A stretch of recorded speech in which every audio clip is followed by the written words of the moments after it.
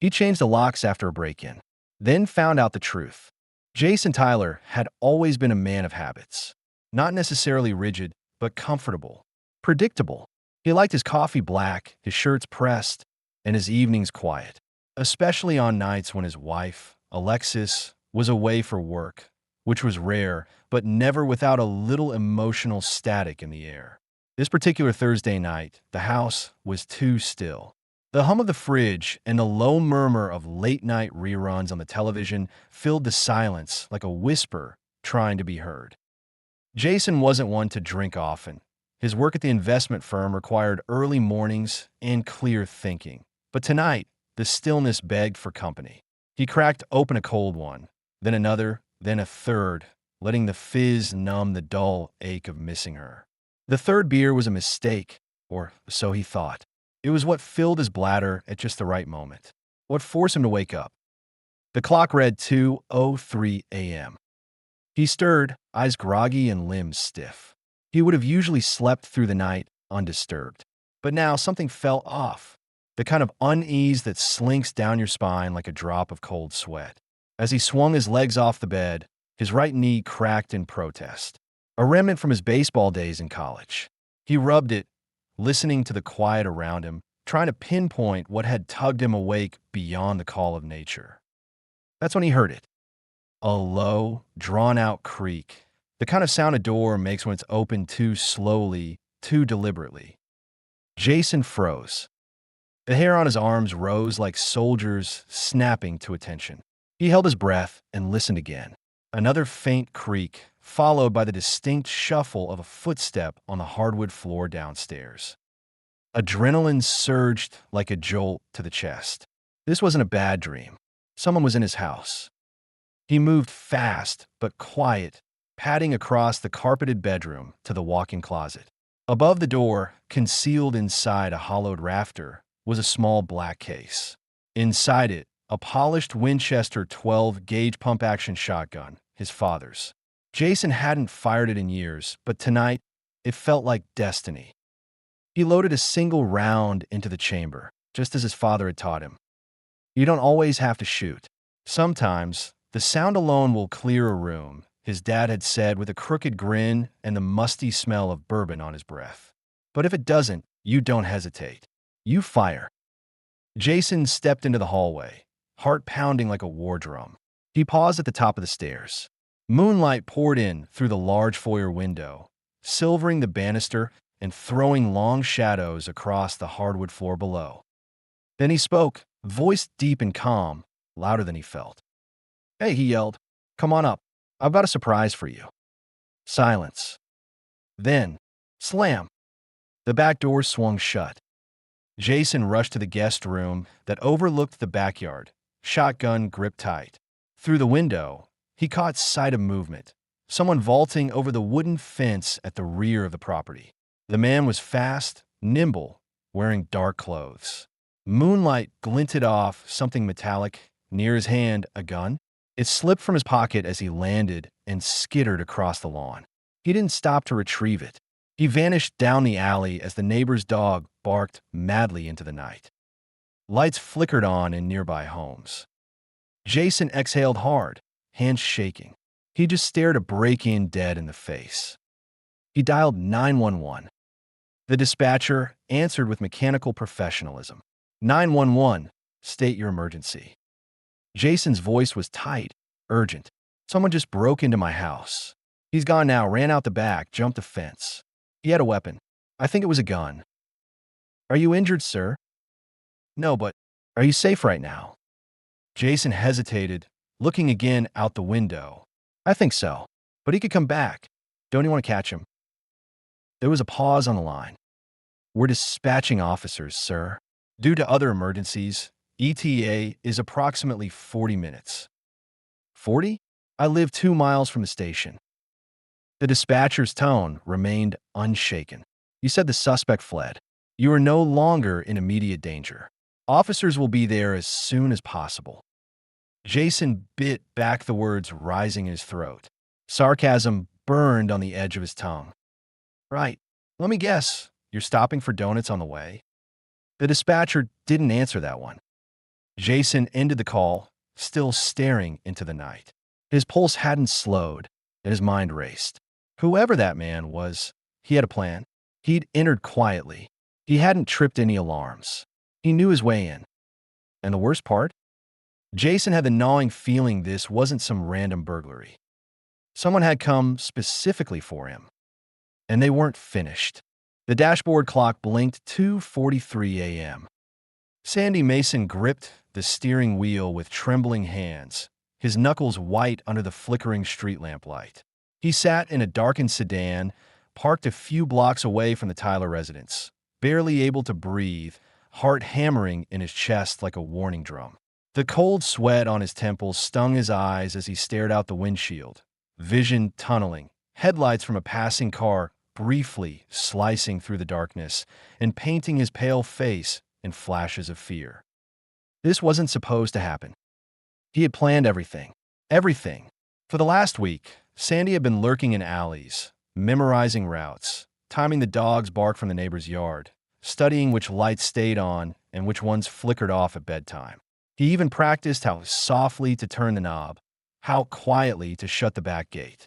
This was supposed to be the night Jason Tyler simply disappeared.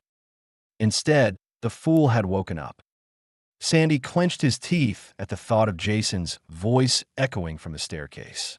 That confident, stupid male bravado that still rang in his ears. "Come on up, I have a little surprise for you." Sandy had bolted. There was no heroism in that, only panic. In his mind, he could still hear the ka-chunk of a shotgun being pumped. The sound had frozen him, primal fear crashing through his bravado. He had dropped the gun he carried, not to use, just to scare, and scrambled over the fence, cutting his palm in the process. That damn neighbor's dog, the one he'd spent nights conditioning, had betrayed him. And worse, he'd been seen. Jason may not have seen his face, but the shape, the panic, the gun, it was enough. It was too much. His breath still came in short, angry gasps as he sat behind the wheel. The disguise, a gray hoodie and old jeans, was discarded in a duffel bag at his feet. He had even worn gloves. But none of that mattered now. He'd been caught, not physically, but by fate, by incompetence, and by his own obsession. He looked down at his shaking hands. Why was he even doing this? The question should have shamed him. It didn't. It only burned brighter the image of her. Alexis Tyler, the only woman who had ever looked at him like he mattered. He could still remember the first day he met her. 6 months ago, transferred to the West Division. Sandy had shown up early for the staff meeting, nervous, fresh pressed button down, wrinkling as he fidgeted with a borrowed briefcase. The conference room slowly filled, but the chair next to him remained empty until she walked in. Her presence shifted the room. Alexis was effortless elegance, a tailored blazer, a sleek skirt, the confident sway of someone who belonged. Sandy had looked up from his notes just as she sat beside him, and for a moment, time snagged. Her skirt lifted slightly, revealing a glimpse of smooth thigh before she tugged it down, too late to go unnoticed. Then came the smile. That smile, bright, warm, real. "Hi, I'm Alexis Tyler," she said, offering her hand. Her grip was firm, sincere. She looked him in the eyes, not over, not through, but at him. It had felt like a light in a cave. From that moment on, Sandy's mind shifted. Every polite word, every professional nod, every time she passed his desk and said, "Good morning," felt loaded with meaning. The way she laughed with Susan in the break room, the way her lips curled when she sipped coffee. He memorized it all. She was meant for more. She was meant for him. Sandy believed it with the clarity of delusion, the way cult leaders and stalkers believe their own righteousness. He wasn't crazy. He was in love. He was chosen. Jason didn't deserve her. Jason was oblivious to her spark, her fire. Alexis didn't smile at her husband the way she smiled at him. Sandy was sure of it. That's why he had taken the key. It had been sitting on her desk one morning, her lanyard looped around a coffee mug, unattended while she rushed to a meeting. A small, silver invitation. He hadn't stolen it. Not really. He'd borrowed it, made a duplicate at a hardware store with shaking hands, and returned it without a trace, tossing it beneath her car like an accident. He had access now. Access meant destiny. So why had everything gone wrong? Sandy looked up at the rearview mirror. His eyes were sunken wild. He whispered, "It's not over." Because it couldn't be. He had other plans, more subtle, more elegant. He would try again. Maybe not tonight, maybe not this week. But he would find another opening. And this time, no mistakes. He wasn't going to give up Alexis. Not to Jason. Not to anyone. As the adrenaline faded and the clarity of his failures set in, Sandy started the engine, the hum of the car muffling the dangerous silence that had been closing in on him. Somewhere, Jason Tyler was lying awake, holding his wife's pillow, blissfully unaware that the man obsessed with destroying his life had just driven past the stop sign on Sanity. And Alexis? She had no idea that her nightmare had already walked through her front door. Jason stood in the entryway of his home, the cold steel of the newly installed deadbolt still in his hand. He twisted the lock back and forth, listening to the clean click with each turn, feeling a fleeting, fragile sense of security return. It was nearly 1 p.m., and the locksmith had just left after installing reinforced locks and discrete door alarms on the front and back entrances. Jason's morning had vanished in a haze of adrenaline, caffeine, and second-guessing. He hadn't told Alexis everything. Not about the shotgun. Not about the man who fled over the fence with a gun in hand. And definitely not about the icy dread still frozen in his spine. She was flying back this evening. Her voice had been bright over the phone at 7 a.m., unaware of what had happened while she was away. Jason had wanted to tell her then. How he woke up at just the right moment, how lucky he was, how scared he still felt. But the words clung to his throat like wet cement. He couldn't ruin her day right before a long flight. No, he'd wait until she was home. Safe. He poured a glass of water and walked to the living room window, pulling the curtain back just enough to peek outside. The street was quiet, ordinary. Cars lined both sides, and someone was mowing a lawn 2 houses down. Everything looked normal, but Jason knew better now. Danger could wear the face of normal, the soft smile of a neighbor, the polite nod of a stranger in a store. Jason's mind reeled back to something odd, a memory that had slipped by unnoticed at the time. A couple of weeks ago, Alexis had mentioned misplacing her keys at work. She had turned her desk upside down looking for them, certain she had tossed them on her desk before her 10 a.m. meeting. They'd been found hours later, oddly enough, beneath her car in the parking garage. She had laughed it off. "I must have knocked them off the desk and dropped them on the way out," she'd said. Jason hadn't thought twice. But now, in the aftermath of the break-in, it chilled him. He went upstairs, rummaged through his closet, and pulled down the fireproof lockbox they kept for important documents. Inside, among birth certificates and insurance policies, lay a receipt, 2 months old, for a local hardware store. A copy of the transaction for 2 Schlage key blanks and duplication. He stared at the receipt in disbelief. It wasn't his handwriting on the signature line, and he knew Alexis hadn't gone to that store recently. Jason sat heavily on the edge of the bed. The pieces began clicking together in his mind with the precision of a jigsaw puzzle, forming a picture he didn't want to see. Someone had copied their house key, and not just anyone. Someone who had access to Alexis's belongings. Someone who had been near enough, often enough, to know her patterns, her meetings, her car. Someone she worked with. Jason felt the blood in his ears pounding like war drums. A horrible thought crawled into the forefront of his mind. What if this wasn't random? What if it wasn't a burglar just looking for a quick hit? What if someone meant to hurt Alexis? Or worse? As the thought formed, the front door slammed shut. Jason leapt to his feet, heart hammering, only to see his reflection in the bedroom mirror. The door had shut from the wind, a cruel prank from an indifferent breeze. He took a deep breath. Get it together, man. He picked up his phone and began typing a message to Alexis, then deleted it. He typed again, short, direct.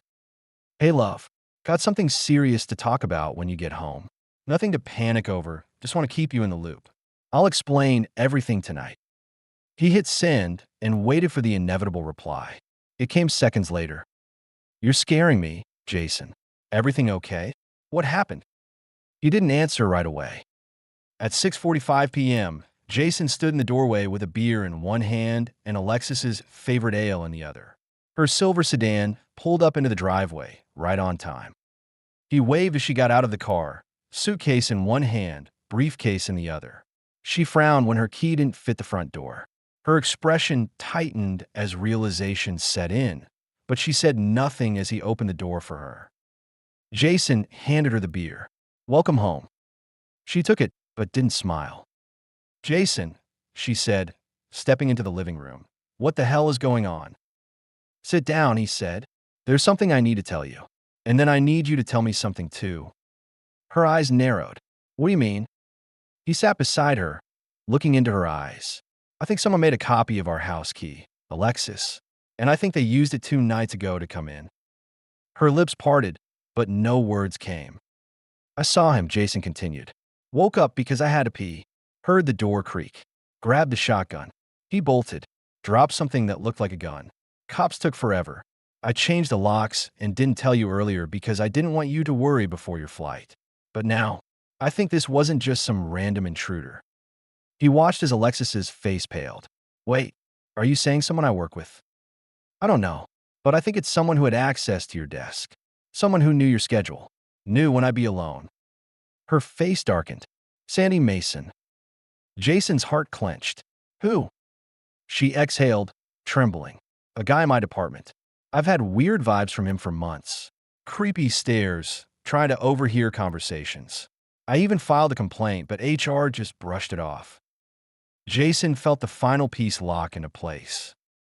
Then we need to find out everything we can, he said. And fast. She nodded, her expression hardening. We go to HR. We go to the police. And we find out what the hell this guy wants. Jason reached for her hand. We'll do it together. The locks had been changed. But now, the real battle had begun. The sun filtered through the blinds, casting golden stripes across the kitchen tiles as Alexis poured herself a second cup of coffee. Jason, still processing the events of the past 2 days, sat at the table flipping through the local newspaper, though his eyes weren't truly reading. They hadn't slept much, not since the break-in. You okay? Alexis asked gently, her voice cutting through the silence. Jason looked up and forced a faint smile. I'm not sure. I feel like we're being watched. She raised an eyebrow. Still thinking about that guy? Jason nodded. Something about it didn't feel random. He didn't take anything. He didn't even try. It's like he wasn't there to steal. He was there to see something. Alexis's brow furrowed. You don't think, but she stopped herself, unwilling to give the fear in her mind a voice. Instead, they dressed in silence and laced up their running shoes. It had become a weekend ritual. Morning runs through Ridgewood Park, a few peaceful miles where the world felt manageable again. As they stepped outside into the crisp morning air, Jason felt the tension melt off his shoulders, but only for a moment. The park was quiet this early on a Saturday.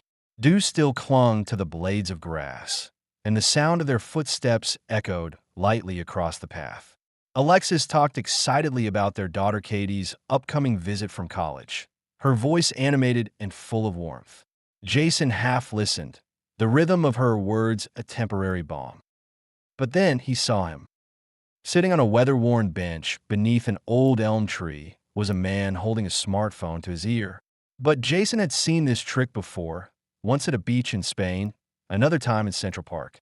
The way the phone tilted slightly forward, the man's eyes not shifting, locked directly on them even though he pretended to be in conversation. It wasn't right. Jason's gut twisted. As they passed, he leaned toward Alexis and murmured, Did you see him? She turned, casually, as if stretching her neck, then froze. Her expression shifted instantly from relaxed to alarmed. Oh my God, she whispered. That's Sandy Mason. Jason clenched his jaw. That's him? The guy you said was creeping on you at work. Alexis nodded, visibly rattled. What the hell is he doing here? Jason stopped in his tracks and glanced back. Sandy remained on the bench, unmoving, that damn phone still glued to his face. "Do you want me to go confront him?" Jason asked, already stepping toward the man. Alexis grabbed his arm. "No, not here. Not without proof. If he's filming, he'll just delete it. We can't do anything unless we catch him." Jason seethed, but she was right. He exhaled slowly, trying to rein in the fire bubbling inside. "Fine," he said, "but I want you carrying that pepper spray from now on. No arguments." Alexis hesitated, then nodded. "I'll do it. But, Jason, if he's watching us out here, what else is he doing?" They walked the rest of the trail in silence, their peaceful routine now shattered by an eerie sense of exposure. When they got home, Jason immediately went to his desk in the study and opened his laptop. He pulled up the contact for the private investigation firm his brokerage had worked with in the past, Phillips Risk and Response, and shot off a terse email requesting urgent help. He kept it simple. Need immediate background and surveillance on a man named Sandy Mason. Possible stalker. Possible break-in suspect. My wife is in danger. Jason clicked send, then leaned back in his chair, eyes scanning the room like a soldier preparing for war. Meanwhile, Alexis stood in the bathroom, staring into the mirror, her pulse still elevated.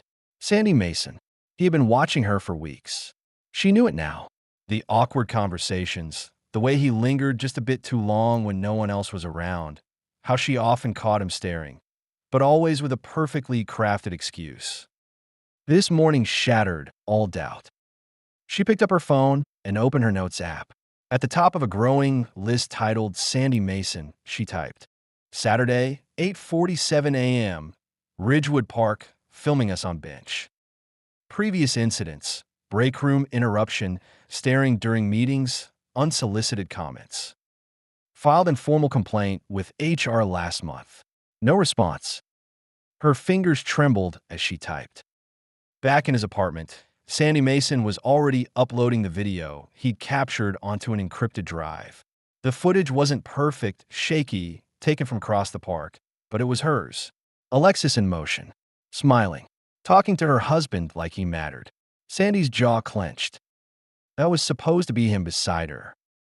He stared at the frozen frame of her face. The smile that used to make him feel special now ignited something else entirely. She had betrayed him by staying with Jason, by letting him touch her, by laughing at Sandy behind his back. He whispered to the screen, "You don't understand yet, but you will." Sandy's plan wasn't over.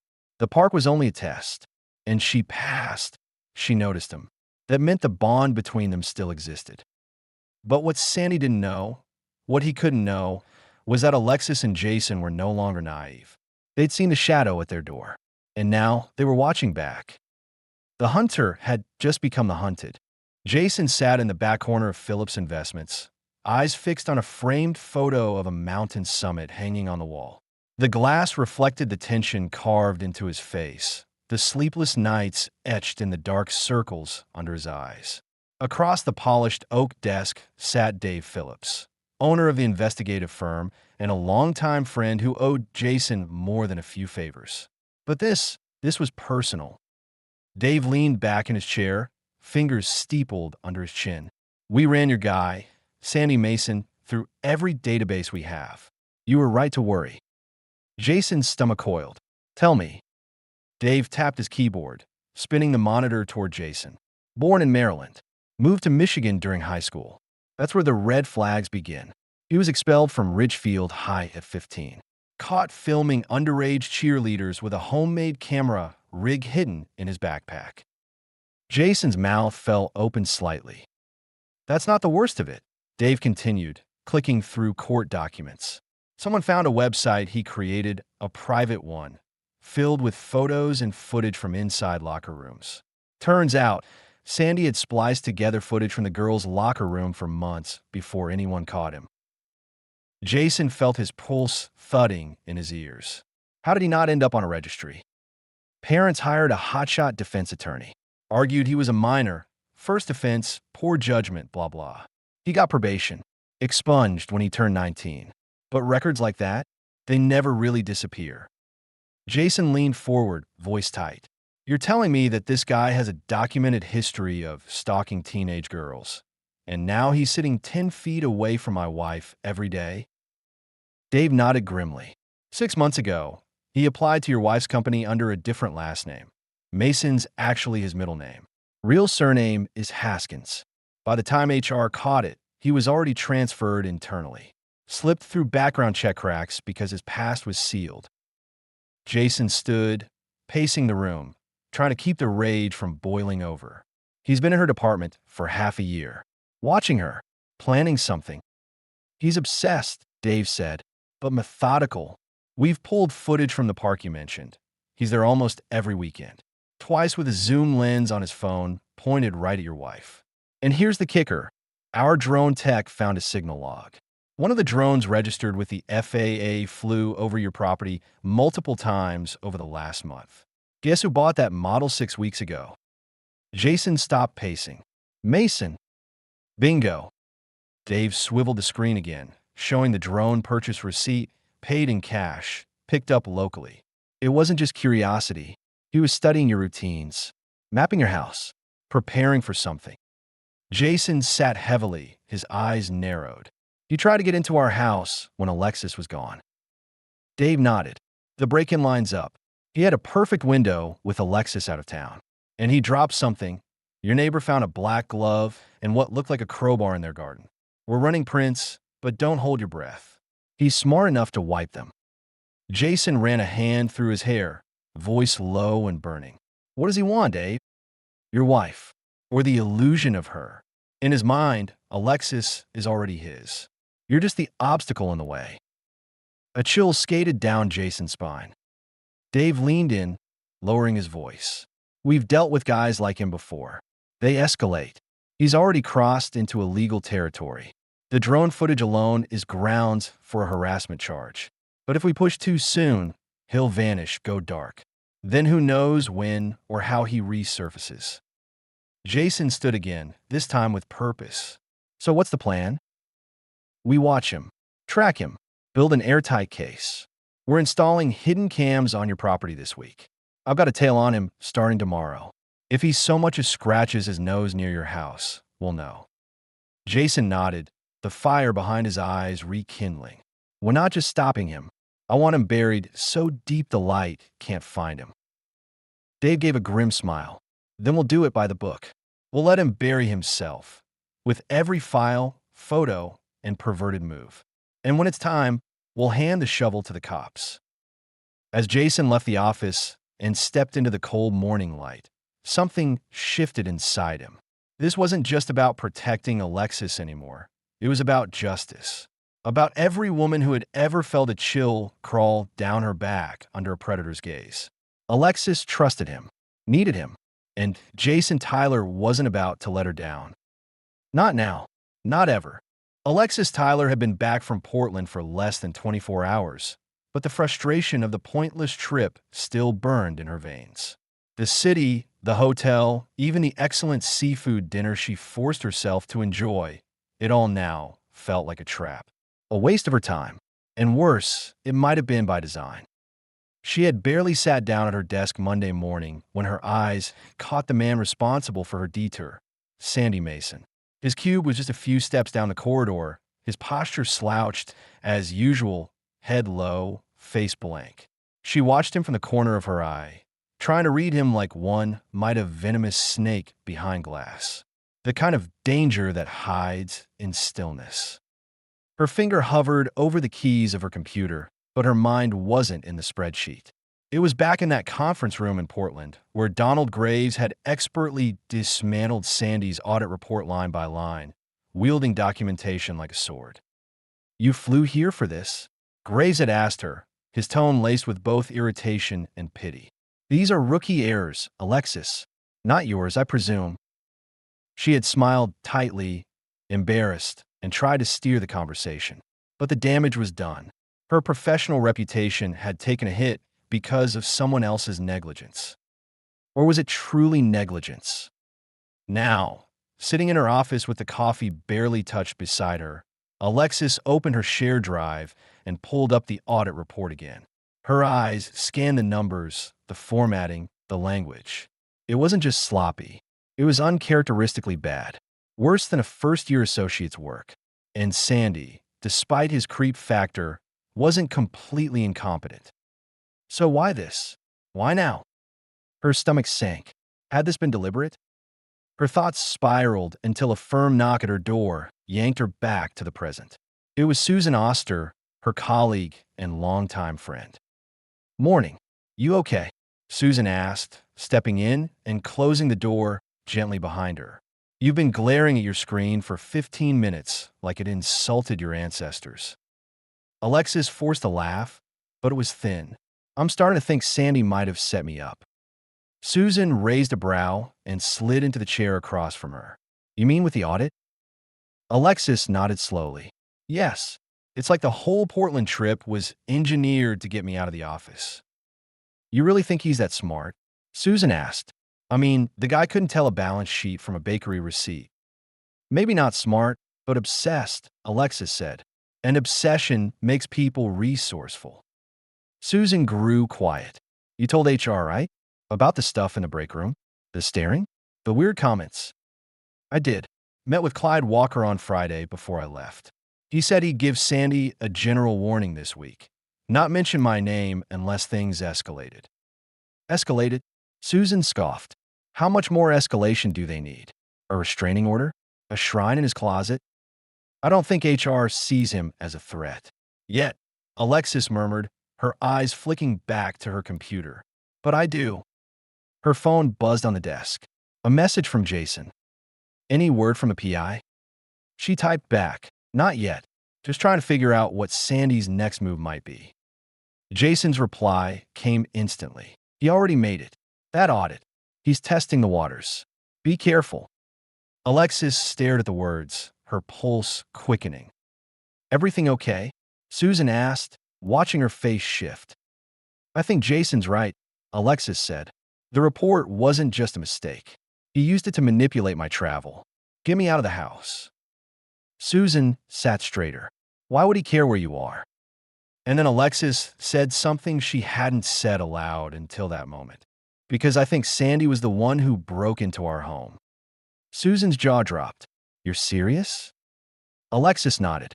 "Jason caught someone in our backyard, middle of the night. He only saw a figure, but now everything feels connected." A silence hung between them, thick with realization. "We need to find proof," Susan finally said. "Something solid." "I know. I'm just hoping the private investigator Jason hired can get us something soon.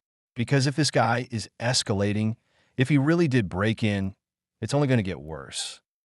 Outside the office, Sandy Mason passed by, a manila folder clutched tightly in his hand. His eyes flicked toward Alexis's door and lingered for just a second too long before he walked on.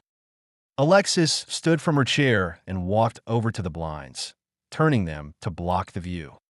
From that point forward, she didn't leave her coffee unattended. She avoided the stairwells. She double-checked her locks at home. And for the first time in her professional life, she left the office before dark. Because Sandy Mason had made a mistake, and this time, Alexis was paying attention. And the next time he slipped up, she'd be ready. Jason Tyler had always been a reasonable man. He paid attention to details, trusted his instincts, and rarely let paranoia get the better of him. But as he sat in his home office late Friday night, going through the report from Dave Phillips's investigation team, a cold sensation crept down his spine, one he hadn't felt since the night of the break-in. The photos were the first thing that struck him. Grainy, zoomed-in images of his wife, Alexis, walking through the company parking lot, sitting at her desk, jogging in the park, and then one image that stopped him cold. Alexis, sunbathing in the backyard, her head tilted back in relaxation, unaware that she was being watched. Jason slammed the laptop shut and pushed back from his desk, his heart hammering in his chest. He knew it. Weeks ago, a drone had hovered above their yard for nearly 10 minutes. At the time, he had waved it off as some bored kid with a new toy. Alexis had even laughed it off and teased him for being such a dad about it. But now, those harmless assumptions reeked of oversight. That drone hadn't been random. It had been a trial run. He grabbed his phone and called Dave. Jason, Dave answered on the second ring. I was just about to call you. You see the files? I saw them, Jason said, voice tight. There's a drone video in here, isn't there?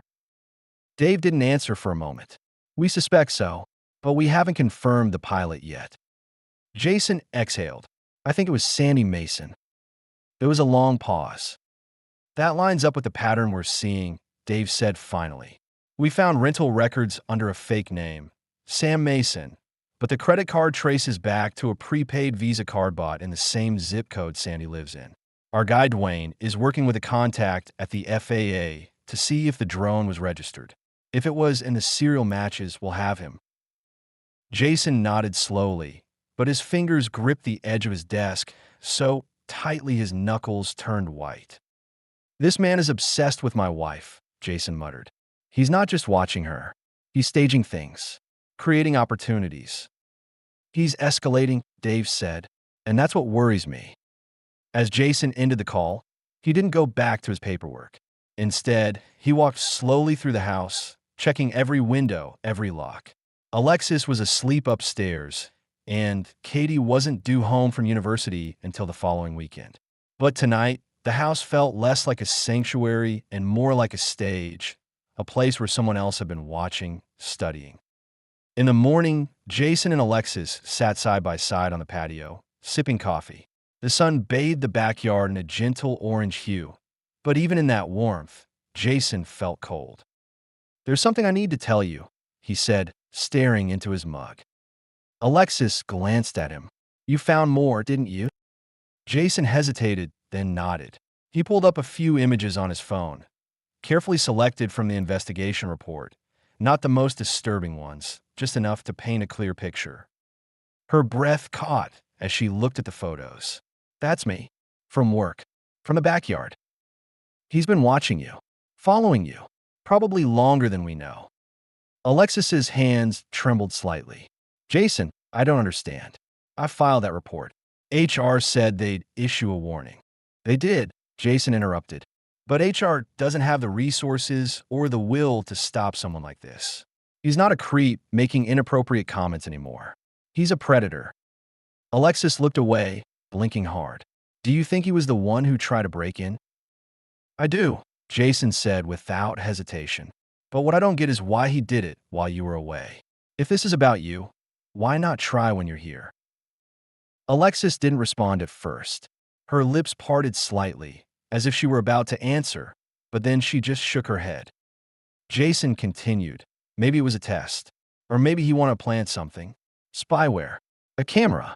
Something we haven't found yet. The thought hung in the air like a storm cloud. Alexis leaned forward and rested her forehead in her hands. This is insane. Jason wrapped an arm around her shoulders. That's why we need to outthink him. We don't confront him yet. Let Dave's team keep digging. Let HR keep pretending they're doing something. And in the meantime, we stay alert. You don't go anywhere alone. You carry the pepper spray. You keep your phone charged. I hate this, she whispered. I hate that he's made me feel scared in my own life. Jason pulled her close. He picked the wrong family to mess with. That evening, Jason took a walk around the house with a metal detector and a hidden camera scanner he ordered overnight. He checked the vents, the sockets, even behind picture frames. Nothing, but it didn't ease his mind. Back in the office, Alexis tried to stay professional, but every time she passed Sandy Mason's cube, her chest tightened. He smiled too easily. He lingered too long. She could feel the weight of his gaze, even when he wasn't looking directly at her. But the final crack came that Tuesday. Jason received a text from Dave. We found a drone. FAA match confirmed. Serial traces back to Sandy Mason. Tom had talked to the police. Jason exhaled and sent one reply. Do it. We've waited long enough. That night, Jason stood outside with his arm around Alexis, the stars bright above them. But neither was looking up. They were looking forward. And they were ready. The morning light filtered through the blinds as Alexis stirred in bed, still wrapped in the haze of a restless night. Jason was already downstairs, sipping black coffee, a folder open in front of him on the kitchen island. The contents inside had kept him up until nearly 3 a.m. Photos, reports, and one name scribbled over and over in the investigator's tight, slanted handwriting: Sandy Mason. Alexis came down wearing one of his shirts, rubbing her eyes. "Did you sleep at all?" she asked. Jason didn't answer at first. He slid the folder across the marble surface toward her. "Read the third page," he said, his voice thick and hollow. "The storage unit." Alexis took a seat, flipping through until she found the page. Her eyes froze, widened. "Is this real?" she whispered. Jason nodded grimly. Dave's team found a rented unit under a fake name. Sandy used one of those mailbox doors to set it up. They followed him there last week. Inside the unit, investigators discovered something out of a movie or a nightmare. A wall plastered with photos of Alexis, candid ones from the office, blurry shots from the park, stills pulled from social media. A journal sat on a dusty, folding table, filled with pages of rambling text, twisted fantasies, imagined conversations, even dialogue he believed she'd said to him. "This guy, he thinks we're in love," Alexis murmured, hands shaking. Jason stood behind her now, resting a hand on her shoulder. That's not all. There was more. She flipped to the next photo. Her face paled. It was a close-up of her in the backyard, sunbathing, topless. Alexis's voice caught in her throat. "Oh my God, that was weeks ago. Jason, how?" Jason's jaw clenched. "The drone, the one we thought was a neighbor's? We think it was his." The team traced the FAA registration of one they believe he bought secondhand. "It matches the model we spotted." Silence wrapped around them like a noose. Alexis buried her face in her hands, but her tears weren't silent. They were raw and jagged. Jason kneeled beside her. "We're going to stop him. I swear to you." Later that day, Jason met with Dave Phillips again at a discreet corner office above a legal firm. Dave's investigator, Dwayne, laid out more disturbing findings. "He's careful but not brilliant," Dwayne said, pointing to a whiteboard filled with connections and timelines. "Most of his tech is older, untraceable. But we know he has 3 more memory cards, probably hidden or with a friend." "Friend?" Jason raised an eyebrow. "Maybe not a literal friend, but someone he talks to on dark forums. We've seen him use an encrypted browser to access anonymous message boards. He posts under a handle we suspect is him." "What kind of posts?" Dwayne hesitated, then handed Jason a printout. "She doesn't know it yet, but she's mine. Her husband is in the way. I almost made it happen last week." Almost. The shotgun was a surprise. Jason read it twice. He's admitting it. That break-in was real, and he was planning something worse. Dave nodded solemnly. "We're not just dealing with a stalker anymore. This is someone fixated, delusional. You're not overreacting, Jason." Jason leaned back, exhaling slowly. "Then why is he still walking free?" "Because the evidence we have is damning, but not actionable enough for an arrest. Not yet. That's why we need to catch him red-handed." Back at the office, Alexis tried to pretend everything was normal. She dressed in neutral tones, avoided eye contact, even changed her cubicle seat. But Mason's presence was like smoke, thin, barely visible, but always there. She could feel his eyes even when he wasn't looking. That afternoon, Clyde Walker from HR called her into a meeting. He looked tired, like a man forced to swallow his ethics for the sake of corporate policy.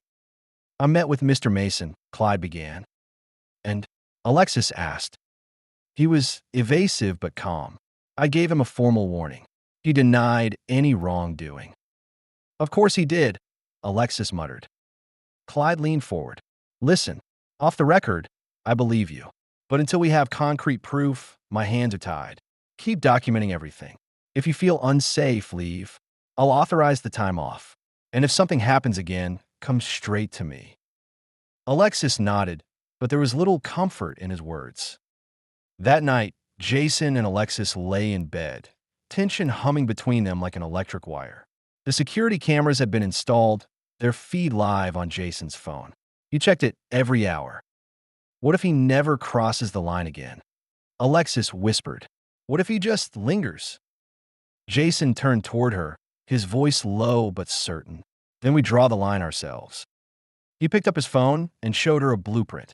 One of their house, now layered with motion sensors, cameras, and alarms. A plan was forming, not just to protect, but to expose. Next time he comes near, Jason said, his voice darkening, we'll be ready. Alexis reached for his hand. I'm scared. Jason met her eyes. So is he. He just doesn't know it yet. The scent of cinnamon pancakes wafted through the air as Katie Tyler walked into the kitchen, suitcase in hand, her hoodie half-zipped and sleep still clinging to her eyes. Alexis looked up from the skillet and smiled, though it didn't quite reach her eyes. Welcome home, baby, she said, forcing cheer into her voice. She set a fresh plate on the island just as Jason entered behind their daughter, dragging in her duffel bag like it weighed more than it should have. Katie dropped her backpack and sat, poking her fork into the stack of pancakes. Okay, what's going on? You two look like you're about to tell me the dog died. Jason and Alexis exchanged a look. They had debated for hours the night before whether or not to tell her. But now, seeing their daughter, strong, intuitive, and too smart for games, they knew the truth couldn't wait. Jason sat across from her and folded his hands. Katie, he said calmly but firmly, there's something you need to know, and we need your help keeping it between us until the time is right. Alexis exhaled slowly, then began. She told her daughter everything. The late-night break-in, the creepy coworker, the unnerving park encounter, the drone in the backyard, and the investigation Jason had launched in secret. Katie listened, her eyes growing wider with each detail. When Alexis mentioned the name Sandy Mason, Katie stiffened. Wait, Sandy Mason? She asked, brows furrowed. I think I've seen that guy before. When I came home during spring break, he was parked 2 blocks away. Same car, every day. I thought he was a neighbor. Jason leaned forward. Are you sure it was him? I'm not 100%, but yeah. His face stuck with me because he always watched people walking by. Not like casually watch them. The revelation lit a fire under Jason. If Sandy had been circling their home, even when Alexis wasn't around, it meant this wasn't about infatuation anymore. It was about control, obsession. And now it had touched their daughter. Alexis picked up her phone and immediately dialed her brother, Grant, a criminal defense attorney with a sharp tongue and a track record of tearing people apart in court. When he picked up, Alexis didn't even greet him with a hello. Her voice was cold and clipped. Grant, I need you to come over. Now. Grant arrived 30 minutes later in a gray blazer and black t-shirt, still clutching a legal pad and a half-eaten bagel. He took one look at his sister's pale face and turned serious. What's going on? The family sat him down and laid out the entire timeline. Jason with facts, Alexis with emotion, and Katie adding details that made the situation feel even more disturbing. By the time they finished, Grant's jaw was clenched so tightly his stubble looked sharpened by tension. All right, he said, standing up and tossing the bagel into the trash. This isn't just creepy anymore. This is actionable. But we're not going to tiptoe around HR policies and office warnings. He turned to Alexis. Give me the names of everyone in your HR department and the contact for your company's legal counsel. I'm going to draft a formal notification of pending litigation if they don't treat this like the threat it is. Jason nodded, his respect for his brother-in-law solidifying like concrete. I've already got a PI on it. His name is Dwayne Elson. He's ex-federal. He's been digging into Mason's past. Good, Grant replied, scribbling notes. We'll need everything he's got. And, Jason, don't just keep this to yourself. Get all the surveillance footage backed up. Multiple locations. USBs. External drives. Don't let this guy find and erase anything. Katie sat on the couch, legs tucked under her, hugging a pillow. This guy, is he dangerous? Grant turned to her, his expression softening slightly. He hasn't made a physical move yet, but his behavior is escalating. Obsession is a slow burn, but when it ignites, that's when people get hurt. Later that evening, the 4 of them gathered again in the living room. Grant had made calls, left voicemails, and emailed a formal letter to Alexis's company's legal team. He also contacted a friend in the district attorney's office just to plant a seed. As night fell, Jason walked out to the porch with a tumbler of whiskey. The moon glowed faint behind a veil of cloud, casting the lawn in a ghostly hue. He felt the weight of the last few weeks pressing on his chest. Alexis joined him, arms crossed, shoulders tense. "We never asked for this," she said softly. Jason shook his head. "Doesn't matter now. It's here." She looked at him, guilt swimming in her eyes. "Do you believe me? About everything?" Jason turned to her, brow furrowed. "Of course I do. I just, I never saw him like that. I thought he was weird, but not dangerous. What if I—" Jason cut her off gently, touching her hand. "Lex, this isn't your fault. He's sick, and he's going to be stopped." Behind them, the porch light buzzed softly. Inside, Grant reviewed legal codes while Katie scrolled through social media, searching for any mention of Sandy Mason or clues about his movements. They were a family now united by a threat none of them had seen coming, and determined not to let it tear them apart. They weren't just watching their backs anymore. They were preparing to fight back. The plan was deceptively simple. Deceptively, because it required everything Jason and Alexis had left in their emotional reserves: trust, patience, and restraint. After weeks of shadows, tension, and unspoken fear, they were ready to strike back. The hunter was about to become the hunted.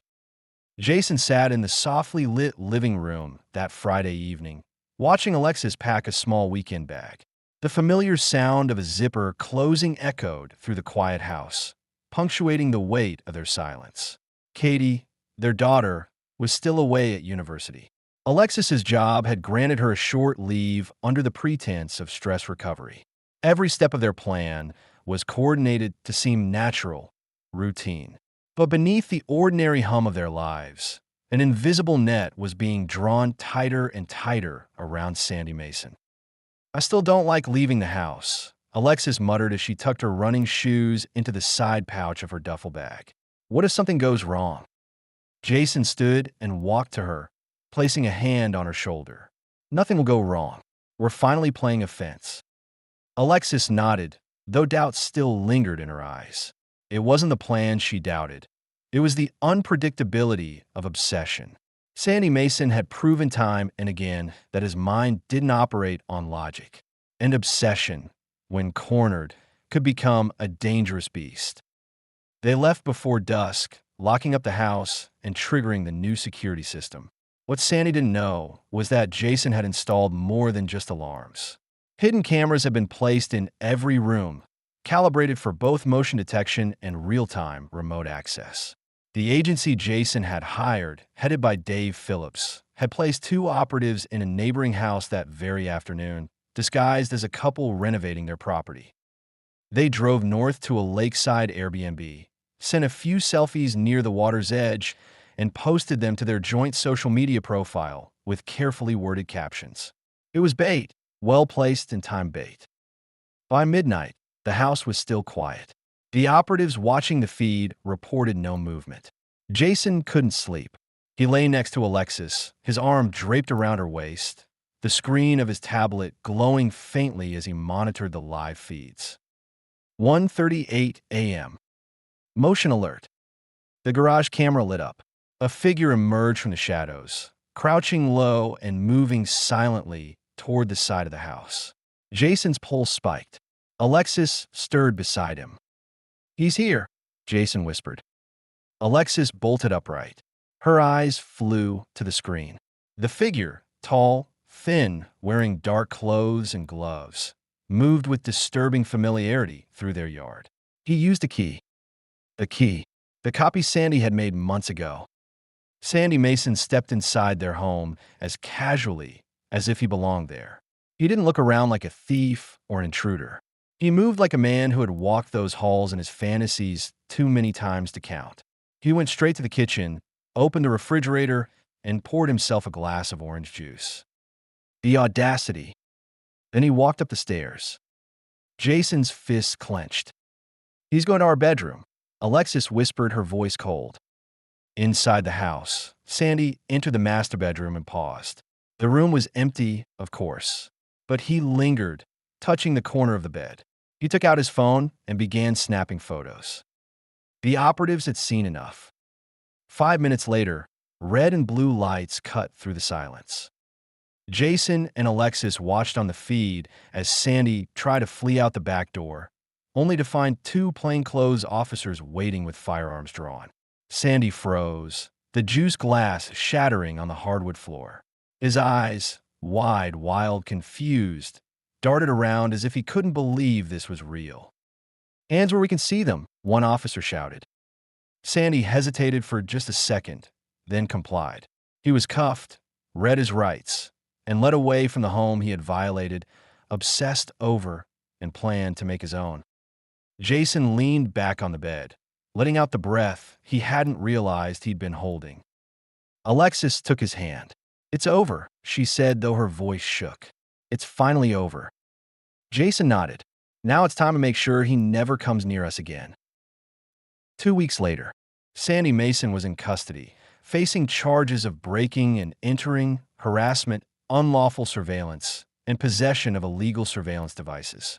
Jason's private investigator had handed the full file, complete with drone footage logs, GPS history, and timestamps, to the authorities. More than that, the HR department at Alexis's company was under internal investigation for negligence. Her formal complaint, once ignored, now carried significant legal weight. Jason and Alexis returned to normal, if there was such a thing anymore. Their trust had been tested, their marriage shaken, but what remained was something stronger. They walked hand in hand through the same park where Sandy had once watched them from the shadows. Now, the only thing watching them was the golden afternoon sun. "Do you think we're okay?" Alexis asked, her voice low. Jason glanced at her. "We're better than okay. We fought back. Together." As they strolled toward the hill, Alexis smiled. "Let's go to the top." Jason raised an eyebrow. "All 290 steps? We've been through worse." And so they climbed, one step at a time, leaving shadows behind them.